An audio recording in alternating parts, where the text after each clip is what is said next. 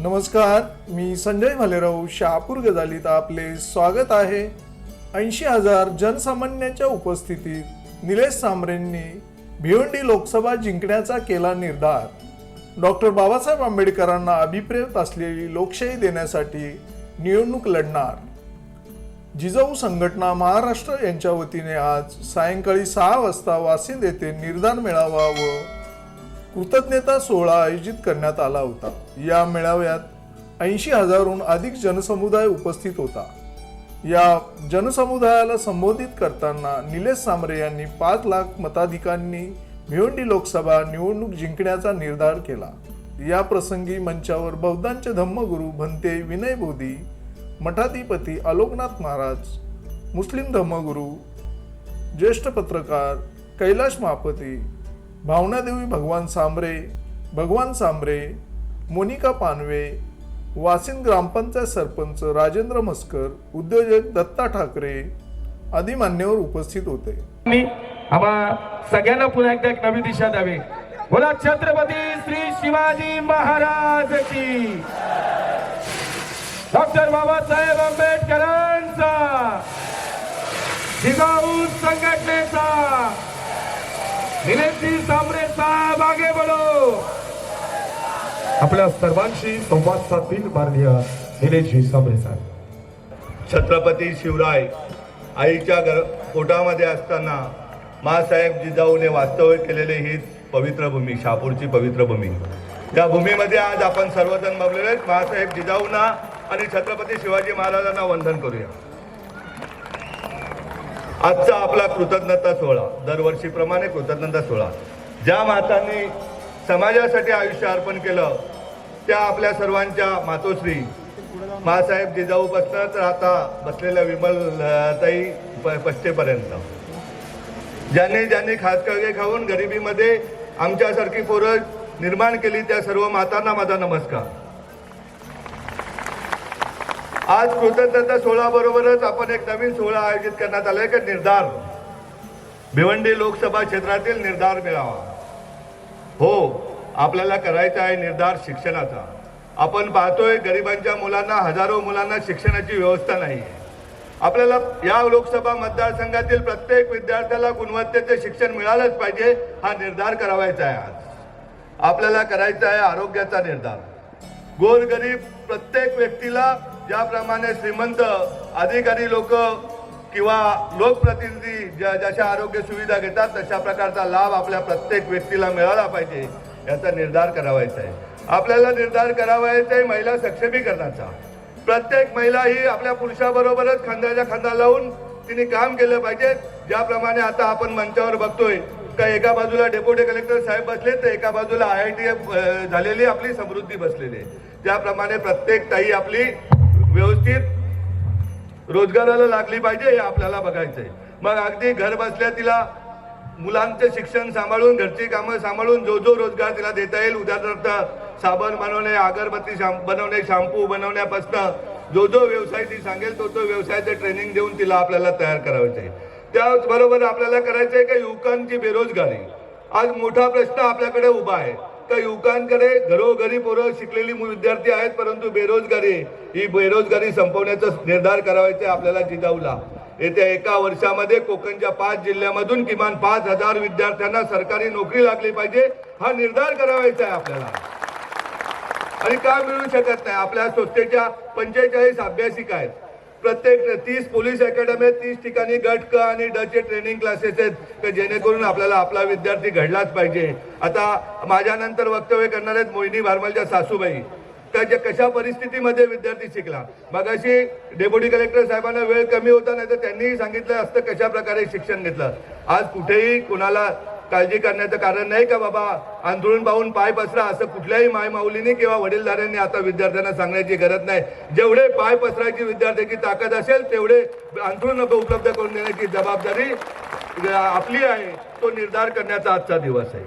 आज आपण पाहतोय महागाई प्रचंड वाढलेली आहे, ज्यांच्यावर आपण विश्वास ठेवतो ते आपल्या विश्वासाला तडा लावत आहेत। आज आपल्याला भिवंडी लोकसभाच का आपण निवडली?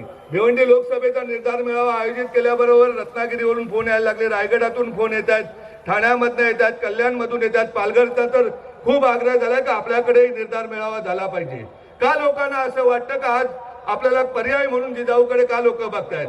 त्याला कारण आहे दादांनो, तायांनो, मायमाऊलींनो. का गेली 15 वर्ष एक शेतकऱ्याचा मुलगा, एसटी कंडक्टरचा मुलगा निलेश सांबरे आपल्याशी बोलतोय. त्यांनी 15 वर्षामध्ये ठरवलं का आपल्याला आपल्या भागाचा विकास करायचा, आपला विद्यार्थी शिकवायचे, शिकून त्याला चांगल्या प्रकारची नोकरी मिळाली पाहिजे. आणि या जिल्ह्यातील नव्हे ते कोकणाच्या 5 जिल्ह्यातील कुठलाही रुग्ण उपचाराशिवाय दगावता कामा नये. आणि या नुसत्या निवडणुकीपुरती येणारे आश्वासन नाही तर ठोस काम करण्याचं काम आपली जिजाऊ करते. का आपल्या संस्थेचं महाराष्ट्रात नव्हे देशातील कुठल्याही पक्षाचे रुग्णालय नसेल असं आपलं सशस्त्र रुग्णालय आहे. कुठल्याही संस्थेचं नसेल, संस्था असतात आपल्याकडे आपल्या नावाने दुकान मांडून कोट्यावधी रुपये जमा करणारे. उद्या एखादं रुग्णालय करायचं झालं 10 कोटीचं तर त्याच्या नावाने 100 कोटी रुपये समाजाकडून वर्गण्या घेणारे आपण बघितलेले आहेत. परंतु जे कष्टाचे पैसे येतात त्या कष्टाच्या पैशाचा उपयोग हा माझ्या समाजाच्या आरोग्यासाठी झाला पाहिजे. अगदी NICU पासून तर कॅन्सर पर्यंत. आज आता येतानाच बाबांनी गंमत सांगितली का आज आपल्या हॉस्पिटलमध्ये 8 किलो वजनाची गाठ एका रुग्णाच्या पोटातून काढली, ती कॅन्सरची. त्याच्याबरोबर जे आले होते ते पार पळून गेले, फॉर्म भरले का उद्या हा रुग्ण मेला तर. पण परमेश्वर किंवा आपल्या सगळ्यांच्या आशीर्वादाने तो रुग्ण एकदम सुखरूप आहे.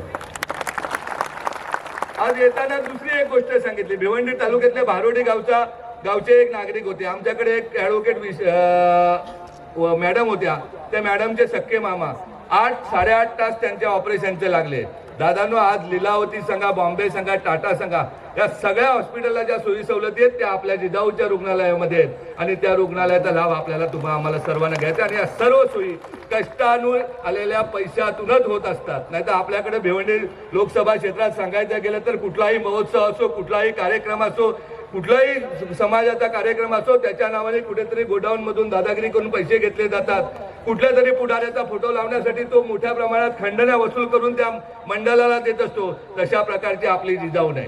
जिचं नावच जिजाऊ आहे, जिने वास्तव्य या शहापुरात केलेलं आहे, त्या जिजाऊच्या कुठेही अंगाला डाग लागणार नाही. ही जबाबदारी आपली आहे. आज आपल्याला निर्धार करायचे. मला खूपसे लोक प्रत्येक तालुक्यामध्ये मिटिंग घेत असताना भिवंडी लोकसभा क्षेत्रात सांगतात आपण निवडणुकीला उभे राहायला पाहिजे, आपण निवडणुकीला उभे राहिले पाहिजे. त्याच गोष्टीचा आज विवंचना करण्यासाठी मी आपल्या समोर उभा आहे. निवडणुका तर मी अनेक वेळा पत्रकारांना सांगत असतो. मागच्याच मला वाटतं महिन्यापूर्वी शहापूर येथे एक मीटिंग झाली, प्रेस कॉन्फरन्स झाली. कारण निवडणुका हा आमचा धंदा नाही, आमचा व्यवसाय आहे. आणि व्यवसायातून आलेल्या कष्टाच्या पैशातून आमचा समाज उभा राहिला पाहिजे. जो मुंबईच्या बाजूला समाज आहे 5 जिल्हे. आजही आम्ही हॉटेलमध्ये काम करणारा वेटर, आम्ही गाडी चालवणारा ड्रायव्हर, आम्ही घरात घर काम करणारी बाई, आम्ही घरात जेवण बनवणारी बाई, आम्ही हे चित्र सगळं आम्हाला बदलायचे. आणि त्यासाठी जिजाऊ काम करते. परंतु जेव्हा जेव्हा या देशामध्ये अनाचार चालू होतो, अंधाधुंद चालू होतो, त्यावेळेस आपल्याला काही निर्णय घ्यावे लागतात. बंधुभगिनींनो, तर त्याला विलास असतो, पट्टा असतो. आपण सांगतो का राजकारण हे घाणेरडं क्षेत्र आहे. आणि भिवंडी लोकसभा तर आपल्याला सर्वांना माहितीच आहे. मी परवात येत असताना 2 तरुण पडग्यामधून माझ्या गाडीत बसले. येताना ते मला दाखवतात ही या पाटीलची साईड, एवढ्या मोठ्या उपनेत्यांचा भाऊ आहे, ती बंद पाडली. त्याच्या पुढे आल्यानंतर दाखवली वडवलीजवळ फाटा आहे, तिथे काही एका गुजराती माणसाची साईड, ती बंद केली. त्याच्या पुढे आल्यानंतर राईट साईडला साईड दाखवली की शेतकऱ्याची साईड, ही बंद केली. जेव्हा राजकारणी मंडळी राजकारण सोडून, राजकारण हे समाजसेवेचे साधन हे समजून फक्त आणि फक्त पैसे कमावण्याचं किंवा दादागिरी करून गाव गुंडाप्रमाणे जर दादागिरी करून लोकांना जर त्रास देत असतील तर जिजाऊला राजकारणात उतरावं लागेल. दादा, जेव्हा जेव्हा अनाचार झाला, जेव्हा जेव्हा समाजावर संकट आलं, तेव्हा प्रभू रामाला जन्म घ्यावा लागला. तेव्हा छत्रपती शिवाजी महाराजांना जन्म घ्यायला लागला, डॉक्टर बाबासाहेब आंबेडकरांना जन्म घ्यावा लागला. आपण तेवढे मोठे नाहीत. परंतु एक शेतकऱ्याचा मुलगा जर एवढं करू शकत असेल, ज्या गावामध्ये 200 लोक तिथं गाव आहे, तिथे 130 खाटाचं रुग्णालय आहे, 8 CBSE स्कूल चालवत असेल, 45 अभ्यासिका चालवत असेल, तर त्याच्यासाठी निवडणूक हा काही नाही. मी शहापूरच्या पत्रकारांना सांगितलं, चहामध्ये बिस्किट खातात ना, याच्यापेक्षाही कठीण गोष्ट माझ्यासाठी निवडणूक नाही. कारण माझा जनसंपर्क गेले 15 वर्ष तळागाळातल्या शेवटच्या माणसापर्यंत जिजाऊ पोहोचलेले. माझा प्रत्येक कार्यकर्ता, माझ्या भगिनी, माझ्या कार्यकर्त्या भगिनी, या प्रत्येक शेवटच्या माणसापर्यंत कुठलाही रुग्ण असला तो आपल्या घरचा रुग्ण आहे समजून त्याला सेवा देत असतात. आणि या राजकारणाच्या पलीकडची आपली जी जाऊ आहे, जेव्हा समृद्धी IIT होते ना त्याच दिवशी विचार केला तर दरवर्षी आपल्या महाविद्यालयातून 40 विद्यार्थी IIT ला गेले पाहिजेत. आणि इयत्ता 9वी पासूनच आपण JEE आणि नीटचे क्लासेस चालू केले आहेत दादा नव्हता. तर त्यासाठी आपण IIT टीचर आणलेले आहेत. कारण उद्याला झिनी पिकवायची असेल तर जाड्याचा भात लावून कधी झिनी पिकत नसते. झिनी पिकवायची असेल तर झिनीच लागते. त्या दृष्टीने आपण IIT टीचर आणलेले आहेत. आणि मी नक्कीच सांगतोय तुम्हाला का पुढच्या काही वर्षांतर किमान दरवर्षी 40 विद्यार्थी IIT लाच जातील. किमान 40 विद्यार्थी गव्हर्नमेंट मेडिकल कॉलेजलाच जातील, MBBS साठी जातील. 40 विद्यार्थी नागनाथ सारखे अधिकारी होतील आणि 40 विद्यार्थी हे आपल्याला न्याय व्यवस्थेमध्ये जातील. अशा प्रकारची व्यवस्था आपण निर्माण केलेली जातात. आपण भिवंडी तालुका लोकसभा सांगितलं तर फक्त आणि फक्त काय केलं आपल्या लोकप्रतिनिधींनी? जाब विचारू नये का आपण? किती रेल्वे गाड्या वाढल्या? या वाशिमच्या एका ताईने मला पत्र सांगितलं होतं, मी माननीय मुख्यमंत्री महोदयांना पत्र दिलं होतं का 1-1, 1.5 तासाने संध्याकाळी गाड्या येत आहेत. किती लोकप्रतिनिधी प्रयत्न केला. अख्ख्या देशामध्ये रेल्वे स्टेशन सुशोभीकरणाचं काम आहे. आपल्या भिवंडी लोकसभेमध्ये किती सुशोभीकरणाची रेल्वेची कामं सुरू आहेत. भिवंडीच्या शहरातल्या लूमची अवस्था काय आहे? भिवंडीमधले बेरोजगारीचा विषय किती महत्वाचा आहे. भिवंडीमध्ये शेतकऱ्यांच्या जमिनी विकताना त्यांना त्रास देण्याचा सुरू आहे, तो त्रास कोण संपवणार? ते भिवंडीमध्ये आलेले टोरेंटोची विजेचा त्रास कोण संपवणार? कुठे गेले आपले कल्याण स्मार्ट सिटी आणि भिवंडी स्मार्ट सिटी बंधूंनो भगिनींनो? जेव्हा भिवंडीमध्ये फिरतोय ना तर पायपांवरनं चालत जायला लागतं. त्याच्यावरून आमच्या माय माऊली चालत जातात दररोज. अगदी पोटातल्या बाळासहितही तयार जातात, वृद्ध आजोबा जातात, आजी जातात. कुठे आमचा विकास? शोधायचा का विकास आपण? आता शोधण्यापेक्षा 2024ची निवडणूक समोर आलेली, सामोरं जाऊया आपण. काय होईल ते जाईल. मी तर अगदी संध्याकाळचा टाइम आहे, लक्ष्मीचा टाइम आहे. या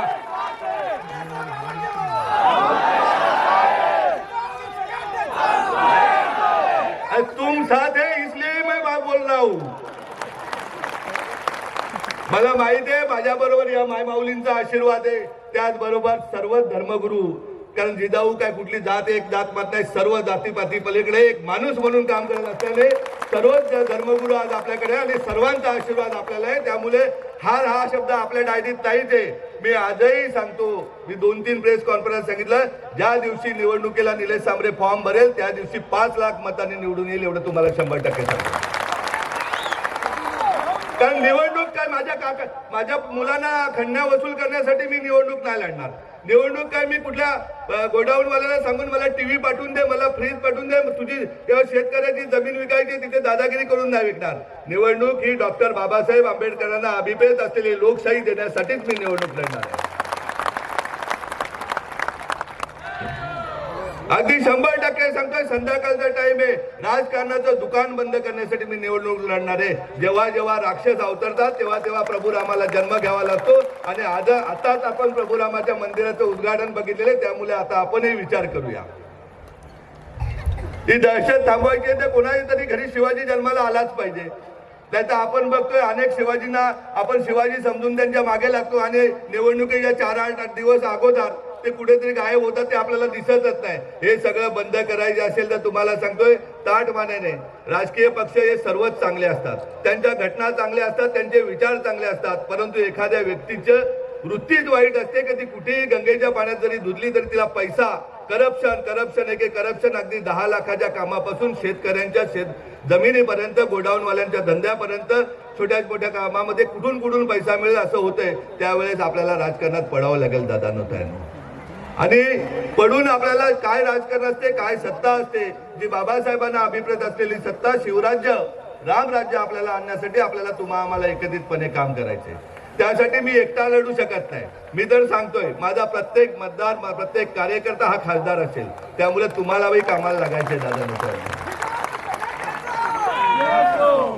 जर मी स्वतःच्या कष्टाच्या पैशाच्या कमाईतून जर माझं स्वप्न आहे का कोकणच्या 5 जिल्ह्यामध्ये रुग्णालय उभी करायची, प्रत्येक तालुक्यामध्ये एक CBSE स्कूल करायची, अगदी भिवंडी लोकसभा क्षेत्रामध्ये 10 CBSE आपल्याला उभा करायचे, आता 2 आहेत, आणखीन 8 आपल्याला उभ्या करायचे. गरिबांची मुलंही चांगल्या प्रकारे शिकली पाहिजेत, त्यांनीही स्वप्न पाहिली पाहिजेत आणि त्यांच्या स्वप्नपूर्ततेसाठी आपण लढलो पाहिजे. तर तुम्हीही साथ दिली पाहिजे. तुम्ही जर साथ दिली तरच मला निवडणूक शक्य आहे. तुम्ही सर्वांनी नुसत्या काय आमच्या मंचावरील मंडळींचे आशीर्वाद आणि मी माझी बडबड याच्यावर नाही, महत्वाची गरज आहे तुमची. तुम्ही जर तना मनाने माझ्या बरोबर राहिले, आपल्याला धनाची गरज नाही, कारण आपण त्या धनाच्या विरोधात आहोत. त्यामुळे तना मनाने तुम्ही बरोबर राहिले, पूर्ण ताकदीनिशी ज्याप्रमाणे आजचा कार्यक्रम तुम्ही सक्सेस केला त्याप्रमाणे प्रत्येकाने विचार केला पाहिजे का मला खासदार व्हायचे प्रत्येकाने ठरवलं, प्रत्येक ताईने ठरवलं, प्रत्येक दादाने ठरवलं, तर मला वाटत नाही कुठलीही गोष्ट अशक्य आहे. सर्व पक्ष चांगले, ज्या ज्या पक्षाला आपले विचार पटतील, तर राजकारण हा व्यवसाय न होता सामाजिक काम आहे आणि समाजाला साथ दिली पाहिजे. जो पक्ष आपल्याला तिकीट देईल त्याचा आपण तिकीट घेऊ. नाही कोणी तिकीट दिलं, कोणाला नाही विचार पडले तर आपण एकटा लढू आणि 100% एकटा लढू तरी आपण निवडून येऊ, एवढा मला विश्वास आहे.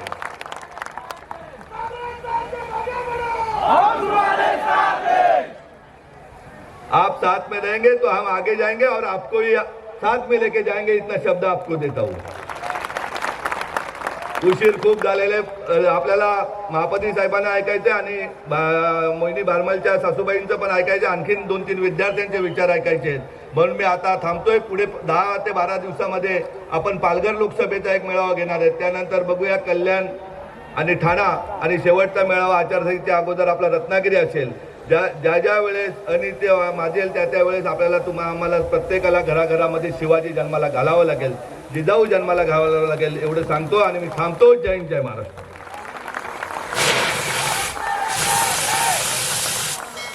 ताज्या घडामोडींसाठी पाहत राहा शहापूर गजाली. धन्यवाद.